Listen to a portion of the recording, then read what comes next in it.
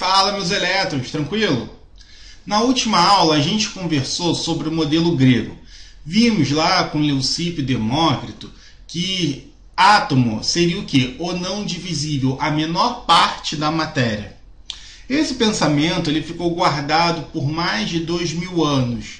Por quê, Eric? Primeiro, naquela época, essa ideia de átomo ela não foi muito bem aceita pelos filósofos daquela época. Depois, você tem o quê? Você tem a ideia da igreja crescendo e tendo um atraso durante muito tempo na época medieval. Então, depois dessa época medieval, lá no século XVII, aí surgem os movimentos de renascentismo, iluminismo, e a ciência volta a ter luz, a ciência volta a fazer parte do cotidiano. Então agora você não tem mais dogmas para atrasar a ciência. Conforme esses cientistas eles vão evoluindo as suas técnicas, você vai tendo o ressurgimento de antigas ideias e o aprimoramento dessas ideias. Foi o que aconteceu nesse modelo. Vamos entender? Bom, o modelo que a gente vai ver agora, o modelo de Dalton, foi criado na Inglaterra no ano de 1808 pelo inglês John Dalton. Esse inglês, o John Dalton, ele já estava estudando gases naquela época e ele pegou as ideias de vários cientistas e compilou numa única teoria.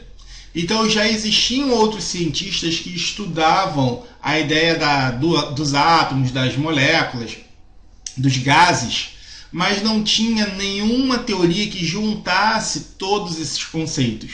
E o Dalton foi o primeiro a reunir essas ideias. Então o modelo do Dalton, ele pegava todos os conceitos experimentais surgidos a partir de Lavoisier, que foi o grande pai da química moderna, e com as ideias de Proust e aperfeiçoado pelos conselhos de Berzelius. Então, quando ele pega essas ideias, ele cria uma teoria para ele. O que fala essa teoria, Eric?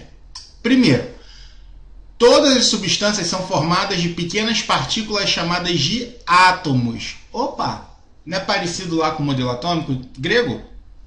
Depois, os átomos de diferentes elementos têm diferentes propriedades. Então, átomo de oxigênio é diferente de átomo de hidrogênio.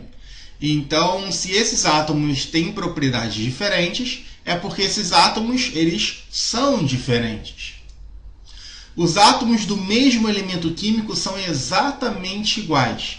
Então, se eu pegar um oxigênio de uma amostra e pegar outro oxigênio de outra, esses oxigênios serão iguais. Os átomos não se alteram quando formam componentes químicos. Ou seja, se eu pegar hidrogênio e reagir com oxigênio, eles vão formar água. Mas essa água ainda vai ser formada pelo átomo de oxigênio original e pelo átomo de hidrogênio original. Os átomos são permanentes e indivisíveis, não podendo ser criados nem destruídos. Então, os átomos eles são a parte principal da matéria. Você não consegue dividir o átomo e ele não pode ser destruído. As reações químicas correspondem a uma organização desses átomos. Como assim é? Por exemplo, água. A gente sabe que a água é H2O. Então, eles já tinham essa noção que a água era formada por hidrogênio e oxigênio.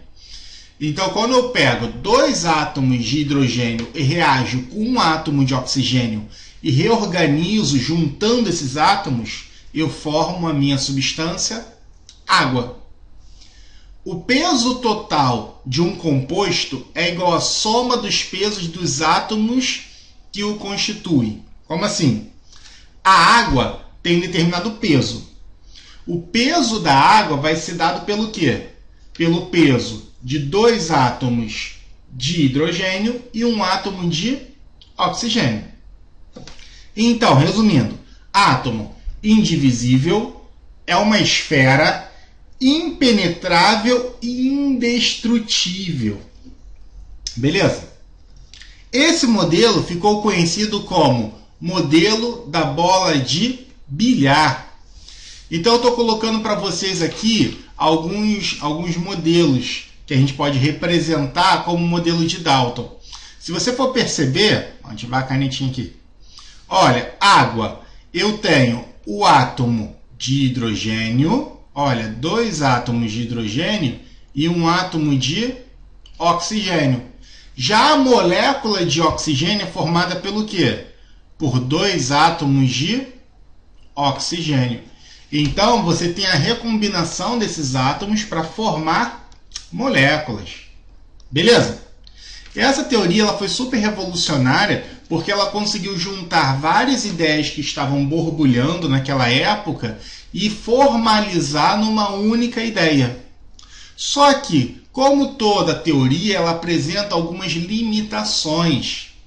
Primeira limitação era o comportamento dessa teoria dos átomos perante a eletricidade. Como assim, Eric?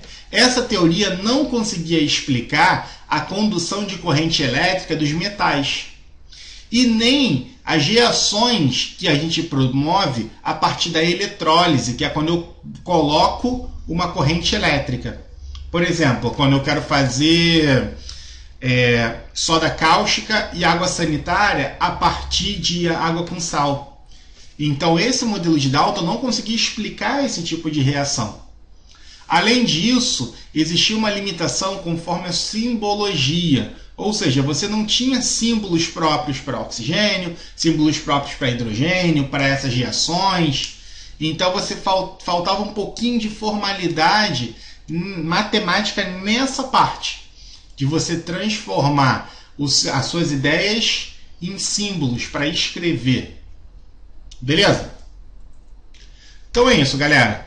Modelo de Dalton, também conhecido como modelo da bola de bilhar. Eu tenho uma esfera indestrutível, que é indivisível e que forma, pela sua recombinação, outras moléculas. Tudo bem? Muito obrigado. Até a próxima. Beijos do elétron!